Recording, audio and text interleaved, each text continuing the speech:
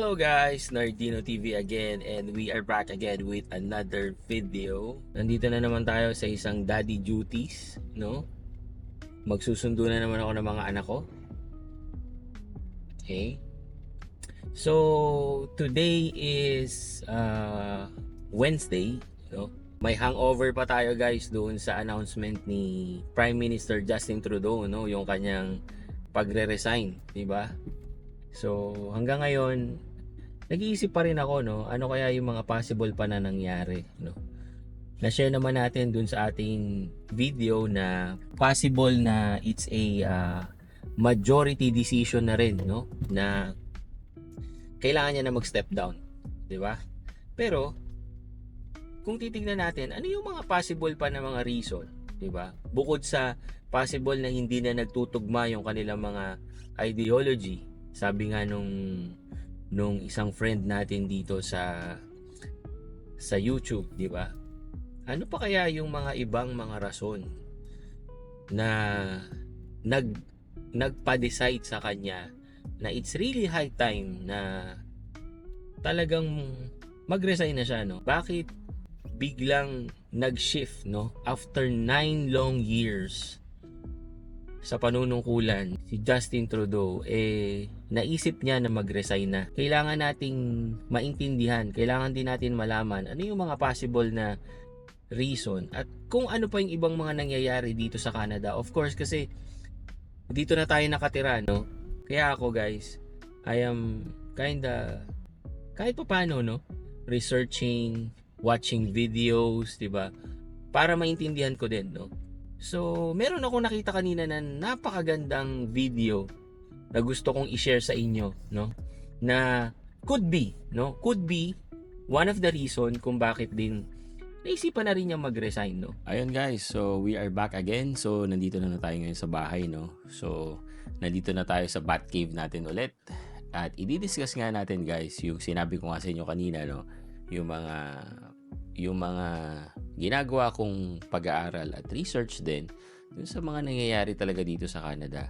Sabi ko nga kanina, no guys, na since dito tayo nakatira, siyempre, it's kinda our responsibility din na kinda maintindihan kung ano yung mga nangyayari dito. Kahit na sabihin natin yung sabi ko nga, hindi ko nga forte talagang politics, no? Kaya guys, kung meron kayong mga inputs or meron kayong mga nalalaman, lalo na yung matatagal na dito sa Canada, your comments po are welcome, no? Gusto ko po 'yan, no? Para talagang matuto rin tayo, 'di ba? So, you are welcome guys to comment, right? Whatever you think is useful and information na pwede nyo ring ma-share sa mga nanonood sa atin, 'di ba? So, 'yun nga, no?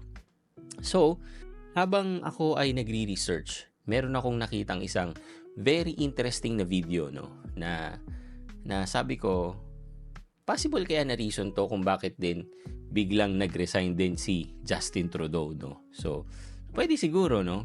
But again, perspective ko lang naman yun at haka-haka ko lang, no? Pero hindi ko alam, di ba? Kasi nga guys, di ba? Habang nakapahinga ang government ng Canada ngayon, di ba nga? Kasi nga parang naka-pause nga sila, di ba? Hanggang March something yata yun. March 25 ba sila magre-resume, no? Something. Siyempre guys, merong nangyayari sa mga karatig natin na bansa, like yung isa sa mga superpowers din na US, di ba? Kung matatandaan nyo guys, bago mag-end ang 2024, sinabi ni Trump na gusto niyang gawing 51st state ang Canada, no? So, at maraming tumutol dyan, no? Maraming mixed emotions, no? Mix ang pagtingin. May mga gusto, may mga nakikriticize, di ba? And may napanood din ulit ako na interview ni Donald Trump. So, sabay-sabay nating panoorin at i-analyze natin, no, guys? Sabay-sabay tayong mainis.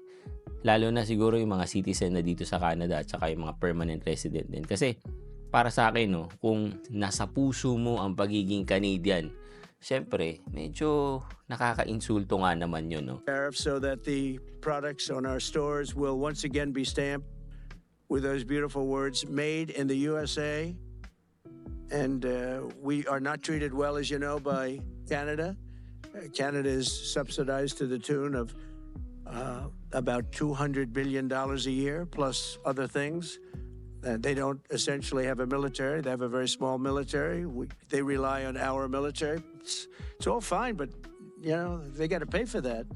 It's very unfair. I have so many great friends. One of them is the great one, Wayne Gretzky. I said, run for prime minister, you'll win it'll take 2 seconds. But he said, well, Alam niyo ba guys, yung sinabi niya na tao na yon, sinearch ko yun, no? Si Wayne Gretzky, no? So, ano siya guys, ex-hockey player siya, no? So, sinasabi dito ni Trump na kung yun daw ang tatakbo na prime minister ng Canada, mas maganda pa, no?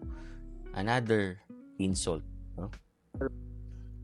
Run for prime minister or governor? You tell me. I said, Governor I don't know. talaga. Let's make it governor. I like it better. Yeah. So we're going to be changing the name of the Gulf of Mexico to the Gulf of America, which has a beautiful ring that covers a lot of territory. The Gulf of America. What a beautiful name. So, hindi lang And it's Canada appropriate. target niya guys, no? It's appropriate. Pati Mexico. And Mexico has to stop allowing millions of people to pour into our country. They can stop them. And we're going to put very serious tariffs on Mexico and Canada, because Canada, they come through Canada too. And the drugs that are coming through are at record numbers. Aray. Record No? So, yan yung una guys, no? Sabi niya na bibigyan niya ng mataas na tariff nga ang Canada kasi nga daw na kapareho sa Mexico, no? Kasi nga daw yung mga illegal immigrants at yung mga illegal na drugs, isa daw tayo sa source, no? Ang Canada daw ang isa sa mga source. So, syempre, 'di ba? Kung merong mga ganyang source, masihigpitan ngayon nila ang security. And of course, kapag nag-a-advance ka ng mga ganyan like security, syempre, baka they need more system, equipments. Of course, merong pera 'yan, 'di ba? So, kaya saan ba nila kukunin 'yan? Di syempre, probably dun sa tariff, no? So we're going to make up for that by putting tariffs on Mexico and Canada. Aray. Substantial tariffs. Substantial, guys. And we want to get along with everybody, but you know they have to. It takes two to tango. Hold them up during the term. That's what I did. I said you have to pay your bills, and they all. One stood up. I won't say who. You'll probably have it, because the papers, the media hated to report on it. But a prime minister stood up from a country. You know, a famous meeting of 28 nations with no press, no anybody in the room. He stood up. He says, "Does that mean?" If we don't pay our bill, and at that point it was 2%, it should be 5%. It should be 5%, not 2%. But at that point it was 2%, but many people didn't pay. Some people didn't pay anything. But many people were way, including Germany. Germany was at less than 1%. Well, I think NATO should have 5%, yeah. Well, you can't do it at 2%. I mean, at 2%, every country, if you're going to have a country in a regular military, you're at 4%. I think they should be, you know, they're in dangerous territory. I think they can all afford it, but they should be at 5%, not 2%. I'm the one that got them to pay 2%. So, ang topic na dito guys is yung binibigay nila na security protection, no, sa iba't ibang bansa. So, parang ang sinasabi ni Trump is talagang kailangang taasan, 'di ba, yung mga hinihingi na bayad, no, para sa protection, 'di ba? Parang tong lang no. So, kung gusto mo maging protected, kailangan mo magbayad, 'di ba? Kailangan merong something. But a gentleman stood up, a prime minister stood up, and he said to me, "Sir, could I ask you a question? You're saying we have to pay our bills. If we don't pay our bills, will the United States protect us from Russia?" I said, "If you don't pay, you mean you're delinquent?" He said, "Yes." He said, "If you're delinquent, we will not protect you." I took a lot of heat. Although it was somewhat closed door, I took a lot of heat from the media. And you know what happened? The money started pouring in. That's why NATO has money. And the Secretary Businessman talaga to si General Trump, said no? it was the most incredible thing he had ever seen in a negotiation. Now, if I would have said, yes, we will, nobody would have paid. If I would have loved to say, yes, we'll protect you even if you don't pay. But that's not the way life works. On that part, guys, again, this is my own perspective, no? Ito lang yung pagkakaintindi ko lang din doon sa mga sinasabi niya, no? So, syempre, they have the power, no? makikita naman natin yan kung ano yung mga system na meron sila or yung mga arms na meron sila, mga sundalo, mga fighter jet, mga submarines and everything, no? So, kaya talaga nilang protektahan ang Amerika. Plus, kaya din nilang mag-give ng support sa mga karatig niyang bansa or kung sino man yung mga bansa na gusto nilang tulungan. Now, syempre guys, kung ako halimbawa si Trump at may mga army ako, di ba, na isusugal ko yung buhay para, let's say, ipagtanggol ang isang country like Canada, 'di ba? Siyempre hindi ko gagawin ng libre 'yon, 'di ba? Buhay ng mga army yung itataya ko diyan eh, 'di ba? So, anong gain, 'di ba? Ano yung makukuha namin? Parang ganoon eh. So, talagang business mindset talaga, 'di ba? So, kung gusto mo ng serbisyo ko, magbayad ka, 'di ba? Simple lang, parang ganoon. So, and on that part, guys, naiintindihan ko siya. Siyempre, guys, kung meron kang, let's say, pinapaigting mo yung iyong mga sundalo or yung iyong strength sa army. Siyempre, guys, kumbaga maglalaan ka ng training, yung mga bibili ka ng mga high-powered na mga armas, 'di ba? Mga tangke, mga fighter jet. Eh, hindi naman libre 'yun, guys, 'di ba? So, may mga nakalaang funds para doon. But again, guys, yun lang yung pagkakaintindi ko dyan, no? Kung meron pa yung impact sa economics or may computation yan sa hindi ko po alam yan, no? So, again, that is just my own comment about it and my own perspective, di ba? You work under the assumption that you're serious about making Canada 51st state of the United States. The leader of the Conservative Party in Canada said, under no circumstances will it ever be the 51st state. Maybe he won't win, but maybe he will. I don't. You had suggested. Listen, I don't care what he says. But Sir Lopez, you said you were considering military force to acquire Panama. Wala daw siyang pakialam kung anong sinasabi ni Poliev, di ba? Economic force, because Canada and the United States, that would really be something. You get rid of that artificially drawn line, and you take a look at what that looks like. And it would also be much better for national security. Don't forget, we basically protect Canada. But here's the problem with Canada. Grabe, no? So, kung titignan mo nga naman, no, kapag nagsanib ang dalawang malaking bansa, di ba? Canada and US, di ba? Talagang superpowers, no? So, pero again, hindi natin alam kung ano pa yung mga hidden agenda dyan, di ba? Para sa isang businessman na witty like him, di ba? Na talagang pinupush niya na kunin si Canada as a 51st state. Malamang, 'di ba? Merong siyang nakikitang valuable sa Canada, kaya niya pinupush 'yan. At kung ano yung agenda niya, walang nakakaalam kundi siya lang. Pero sabi nga niya, 'di ba? Pag hindi ka nagbayad, hindi ka protected. So many friends up there. I love the Canadian people. They're great. But we're spending hundreds of billions a year to protect it.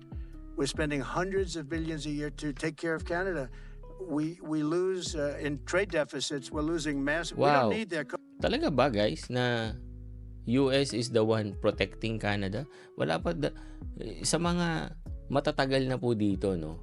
Tsaka yung talaga nakakaalam ng powers ng Canada when it comes to their armies.